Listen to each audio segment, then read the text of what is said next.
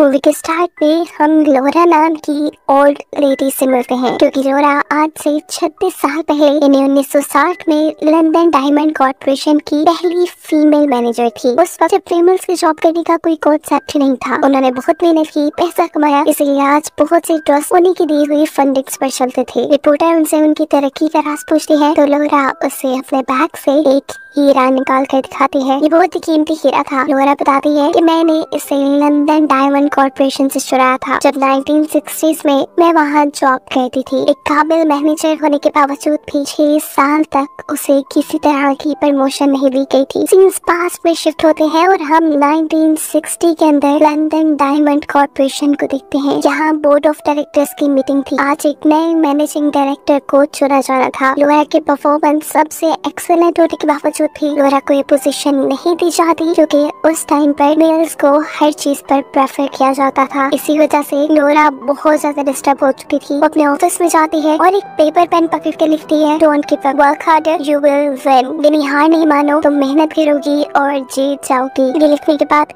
वो अपने रूटीन के कामों में बिजी हो चुकी थी। तभी यहाँ उससे मिलने आता है हॉब्स नाम का एक आदमी, जो उनके ऑफिस में सफाई का काम करता था। लोरा से कुछ बातें करने के बाद वो भी चला जाता है और ऐसे ही दिन खत्म हो गए। लोरा भी अपने घर चली जाती है। अगले दिन जब वो ऑफिस आई तो उसे अपने लिए टेबल पे रखा एक लेटर मिला। इस लेटर में एक मूवी का टिकट और वही पेज था जिसपे कल लोरा ने अपने आप को मोटिवेट करने के लिए कुछ लाइन्स लिखी थी।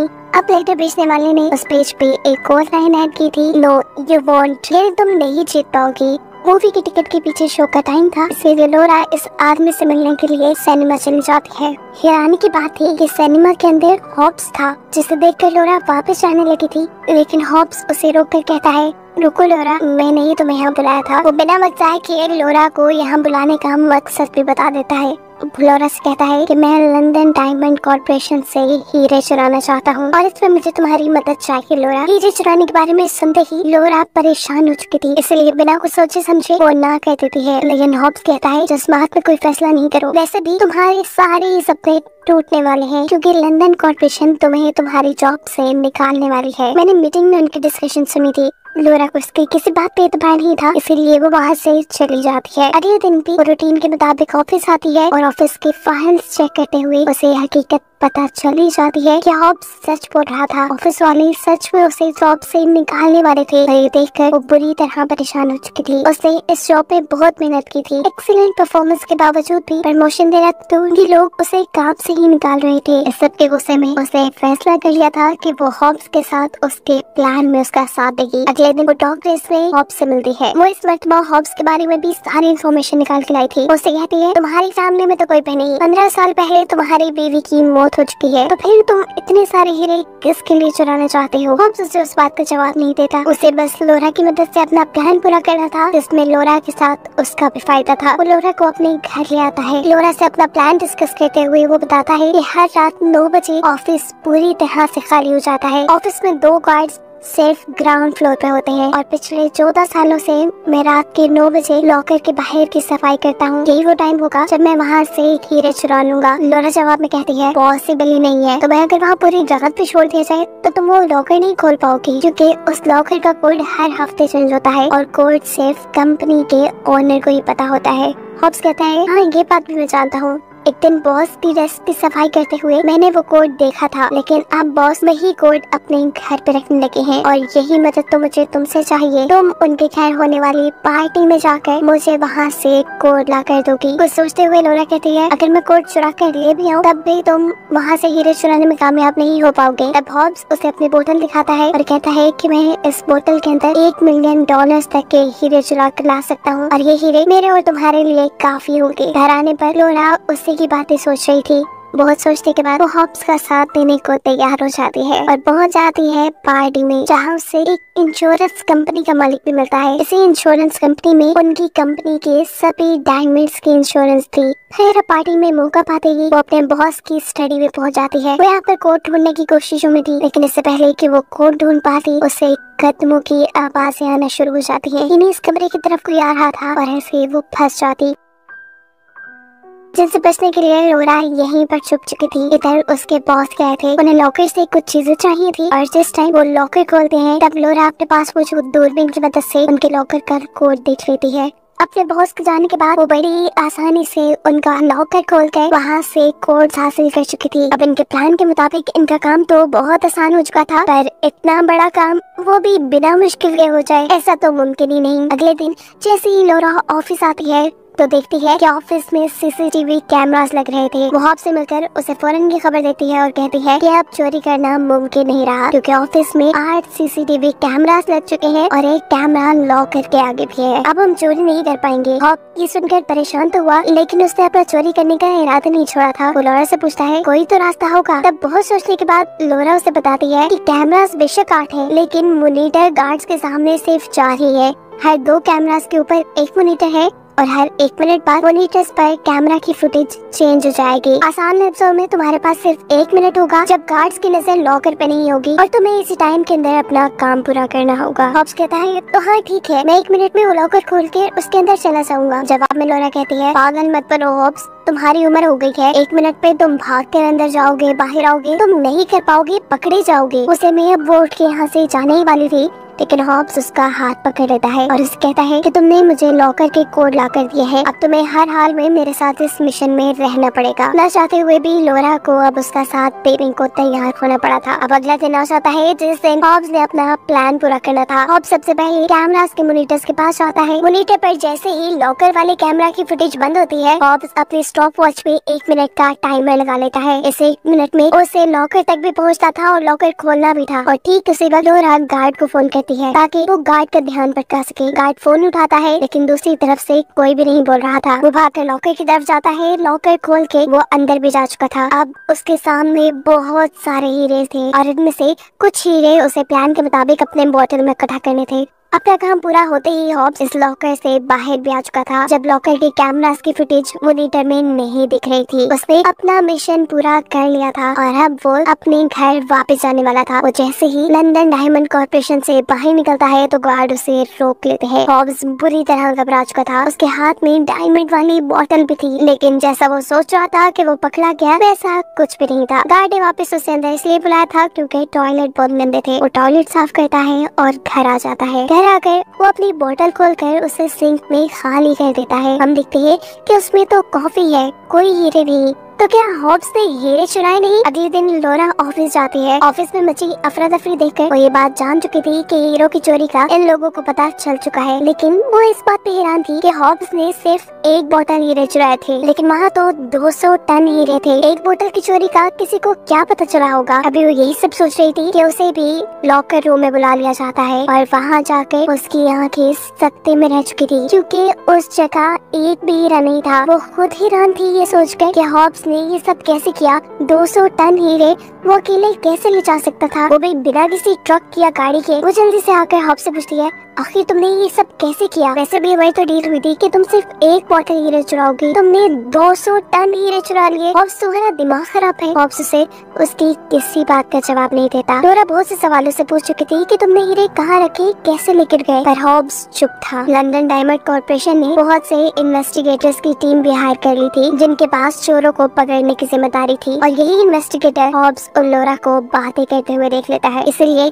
इन्वेस्टिगेटर हॉब्स को अपने पास मिलने के लिए बुला लेता है। लोरा डर चुकी थी। ऑफिस के बाद वो दोबारा हॉब्स से एक होटल में मिलने के लिए जाती है और हॉब्स से पूछती है इन्वेस्टिगेटर ने आखिर तुमसे क्या पूछा और तुमने हीरे कहाँ छुपाए हैं, मुझे बता तो दो। जवाब में हॉब्स कहता है वक्त आने पर तुम्हें सब पता चल जाएगा। फिर हम देखते हैं कि अगले दिन लंदन डायमंड कॉर्पोरेशन में वहाँ के सीईओ से कोई मिलने के लिए आया था, जो उनसे कहता है कि अगर तुम्हें अपने चोरी हुए सारे हीरे वापस चाहिए तो तुम्हें 100 मिलियन पाउंड्स देने होंगे। ये सुनकर सीईओ से पूछता है क्या तुम जानते हो कि चोर कौन है? जवाब में वो आदमी कहता है नहीं, मैं ना चोर को जानता हूँ ना ही कभी उससे मिला हूँ, बस उसने मुझे ये मैसेज तुम तक पहुँचाने का काम दिया था। लेटर में साफ लिखा था कि अगर चोर को 48 घंटों में 100 मिलियन पाउंड ना दिए गए तो ये कंपनी अपने हीरो से हाथ हो बैठेगी। यही हम देखते हैं कि अब वो इन्वेस्टिगेटर जो चोर को ढूंढने में लगा था वो लोरा को अपने पास बुलाता है, क्योंकि उसने काफी मरतबा लोरा को हॉब्स के साथ देखा था, इसलिए उसे लोरा पे शक था। वो लोरा से सबसे पहले सवाल भी यही करता है कि तुम हॉब्स से क्यों मिलती हो?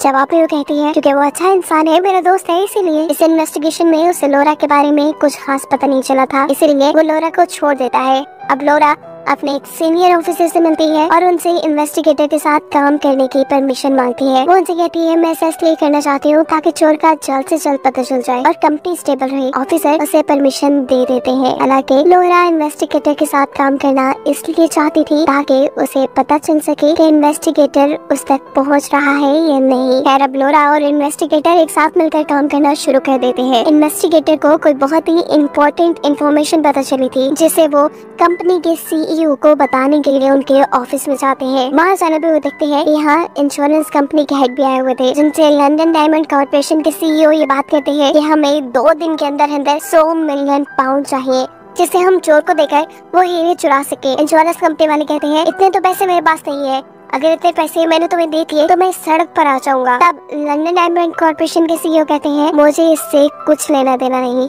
तुम 2 दिन के अंदर अंदर कहीं से भी हमें हमारे पैसे दे रहे हो, नहीं तो चोर कभी भी हमारे हीरे हमें वापस नहीं करेगा। तभी यहाँ पर इन्वेस्टिगेटर सीईओ को बताता है कि इस सारी चोरी में आपके ही ऑफिस के किसी एम्प्लॉय का हाथ है। हीरो को नॉर्मल तरीके से लॉकर खोल कर चुराया गया है, मतलब उन्हें कोड मालूम था और कोड उन्होंने जरूर आपके घर से चुराया था। ये सुन इंश्योरेंस कंपनी वाला लंदन डायमंड कॉर्पोरेशन के सीईओ पर भड़क जाता है। उसे लग रहा था कि सीईओ ने जानबूझकर ये चोरी करवाई है ताकि वो 100 मिलियन पाउंड से ले सके। इंश्योरेंस वाला कहता है अगर ऐसा कोई मामला निकला ना तो मैं तुम पर केस करूंगा। सीईओ से कहते हैं तुम्हें क्या लगता है मैं इतना बड़ा रिस्क लूंगा? मैं अभी इतना पागल नहीं हुआ। तुम मेरी बात कान खोल कर सुन लो, अगर तुमने 2 दिन में मुझे मेरे पैसे ना दिए तो मैं तुम्हारा बहुत बुरा हाशिर कर दूंगा। मैं पिछले कई सालों से सारे डायमंड्स की इंश्योरेंस तुम्हारे पास करवा रहा हूँ और इंश्योरेंस के बदले मैं तुम्हें करोड़ों पाउंड दे चुका हूँ। कहीं से भी करके मेरे पैसे मुझे दो, नहीं तो मैं तुम्हें जमीन पे ले आऊंगा। इन्वेस्टिगेटर और लोरा इस रूम से बाहर आ चुके थे। यहाँ आकर इन्वेस्टिगेटर लोरा से कहता है तुम्हें पता है मेरा सारा शक तुम पे है, क्योंकि चोरी वाली रात तुम्हारी और हॉब्स की फोटो ऑफिस के आसपास देखी गई है। मुझे पूरा यकीन है कि चोरी में तुम्हारा हाथ है। लेकिन लोरा जवाब में से कहती है तुम्हारे पास कोई सबूत नहीं, वैसे भी इतने सारे हीरे मैं नहीं चुरा सकती। तुम चाहो तो किसी भी किस्म की इंक्वायरी बिठा सकते हो, लेकिन मुझे गिरफ्तार नहीं कर पाओगे क्योंकि तुम्हारे पास मेरे खिलाफ ना तो कोई सबूत है और न ही मैं गुनहगार हूँ। ये कहते ही वहाँ से चली जाती है। अभी वो लोग यही बातें कर रहे थे कि यहाँ पर लोरा का एक क्लिक आता है जो इन लोगों को बताता है कि सीईओ मारे गए। असल में लंदन डायमंड कॉर्पोरेशन की चोरी की खबर फैल चुकी थी, इसलिए मीडिया उनके घर आ गई और वो सदमे में मारे गए। ये सब सुनकर लोरा की हालत अजीब हो जाती है और वो वहाँ से फौरन वॉशरूम में चली जाती है। लोरा की आंख में आंसू थे। इसे अब लग रहा था कि सीईओ की मौत के पीछे भी वही जिम्मेदार है। अभी वो खड़ी थी कि अचानक उसका इयर रिंग सिंक के अंदर गिर जाता है, जिसे निकालने के लिए लोरा सिंक पाइप खोलती है तो उसे वहाँ पे एक डायमंड मिलता है और ये देख लोरा समझ जाती है कि आखिर हॉब्स ने सारे हीरो को यहाँ से बाहर कैसे किया, वो भी बिना किसी कन्वेंस के। फौरन वो अपने ऑफिस से बाहर निकलती है और यहाँ पास सीवरेज का एक ढक्कन खोलकर सीवरेज के अंदर जाती है। वो भी सीवरेज के अंदर ही गई थी कि उसे वहाँ पे हॉब्स मिल जाता है जो उसके ऊपर अब गन ताने खड़ा था। वो उसे कहता है तुम बहुत चालाक हो, तुमने आखिर पता चला है या कि मैंने हीरे कैसे चुराए। उसके बाद काट कर लोरा उससे कहती है कि तुम अब इन हीरो का क्या करोगे? तुम्हारा तो प्लान था कि तुम इन हीरो को लंदन कॉर्पोरेशन को ही बेच दोगे, लेकिन सीईओ तो मारे जा चुके हैं। जवाब में हॉब्स कहता है कि नहीं, मुझे 1 घंटे के अंदर अंदर पैसे मिलने वाले हैं और उससे पहले तुम यहाँ से नहीं जा सकती। वो लोरा का हाथ पकड़ लेता है, लेकिन लोरा उसे मारते हुए यहाँ से आगे बढ़ती है, पर उसकी हील किसी जगह फंसने की वजह से वो यहीं गिर चुकी थी। उसे अब यही पानी के अंदर एक बहुत ही कीमती हीरा मिलता है, जिसे उठाकर जल्दी से अपनी पॉकेट में छुपा लेती है और इस टाइम तक हॉब्स उसके पीछे आ जाता है।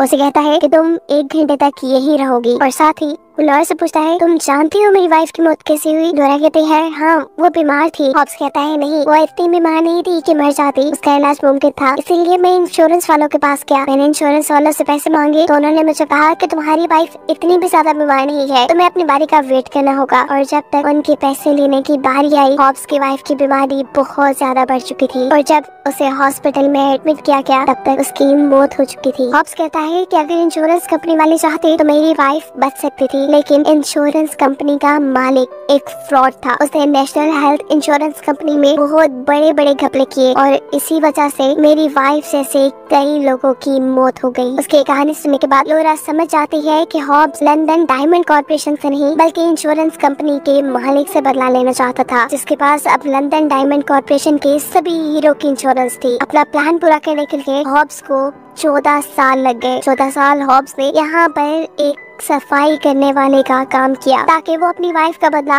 इंश्योरेंस कंपनी के मालिक से ले सके। और आज वो दिन आ गया था। सीन कट होकर हमें उस इंश्योरेंस कंपनी के मालिक को दिखाया जाता है जिसके पास लंदन डायमंड कॉर्पोरेशन के इन्वेस्टर्स आए हैं। वो उसे कहते हैं कि अगर तुमने हमें पैसे ना दिए और हमारे हीरे हमें वापस ना मिले तो देख लेना तुम्हारे साथ कितना बुरा हशर होगा। तुम्हारा फिर ये फ्रॉड या चेहरा हम सबके सामने खोल देंगे। तुम्हारे जितने भी घपले हैं वो भी सबको नजर आने लगेंगे और तुम किसी को मुंह दिखाने के लायक नहीं बचोगे। ना चाहते हुए भी इंश्योरेंस कंपनी के मालिक को अपनी सारी दौलत उन्हें देनी पड़ती है और अब अपनी जिंदगी में अपने हाथ कुछ न बचने पर वो अपनी जान दे देता है। सीन्स दोबारा सेवरेज में शिफ्ट होते हैं जहाँ हॉब्स अब लोरा को बता रहा था कि उसने इतने सारे हीरे एक साथ कैसे चुराए। वो कहता है कि मैं टाइम का बहुत ज्यादा ध्यान रख रहा था। जिस मिनट में लॉकर की सीसीटीवी कैमरा की फुटेज मॉनिटर पे नहीं होती थी, ठीक उस टाइम में लॉकर के अंदर जाता था। मैं डस्टबिन में डालकर वो सारे हीरे बाहर ले आया और फिर वॉशरूम में जाकर मैंने सभी हीरो को पानी में बहा दिया। ये काम मैंने बहुत मर्तबा किया और ऐसे सारे के सारे हीरे मैंने चुरा लिए बिना कैमरास की नजर में आए। हॉब्स यहाँ से चला जाता है और लोरा यहाँ सेवरेज के अंदर हीरो को ढूंढती है। हीरे मिलने के बाद वो इसकी खबर इन्वेस्टिगेटर को कर देती है और ऐसे कंपनी को कंपनी के हीरे वापस मिल जाते हैं। इस सारी चोरी का जिम्मेदार हॉब्स को माना जाता है जबकि लोरा के खिलाफ किसी को कोई सबूत नहीं मिला था। हॉब्स भी पकड़ा नहीं जाता क्योंकि वो लापता हो चुका था। अपनी रेपुटेशन बचाने के लिए लंदन डायमंड कॉर्पोरेशन वाले चोरी किए हुए सारे हीरे मीडिया को दिखाकर ये कहते हैं कि चोरी की सारी खबर अफवाह थी। सीन सब यही से कट होकर प्रेजेंट पे शिफ्ट होते हैं जहाँ पर वो रिपोर्टर लोरा का इंटरव्यू ले रही थी। वो लोरा से पूछती है आखिर हॉब्स का क्या हुआ। उस दिन के बाद कभी हॉब्स लोरा को नहीं मिला। काफी साल गुजरने के बाद लोरा को एक बैंक लेटर मिला जिसमें लिखा था कि हॉब्स ने अपने सारे पैसे जो उसे इंश्योरेंस कंपनी की तरफ से मिले थे वो लोरा के नाम कर दिए थे। लेटर में उसने लोरा से माफी भी मांगी थी ये कहकर कि मैंने तुम्हें अपने प्लान में शामिल किया। असल में उस टाइम मुझे किसी ऐसी एम्प्लॉय की जरूरत थी जो कंपनी से उकताया हुआ हो और क्योंकि कंपनी उस टाइम तुम्हें निकालने वाली थी इसलिए तुम मेरे लिए सबसे अच्छी ऑप्शन थी। लोरा अब इस रिपोर्टर को एक फाइल देकर यहाँ से चली जाती है जिसमें सारी डिटेल्स लिखी थी कि लोरा ने वो पैसे कहाँ खर्च किए। लोरा ने वो सारे पैसे उन लोगों पे खर्च किए थे जिनको उनकी जरूरत थी और यही बताते हुए ये कहानी यहाँ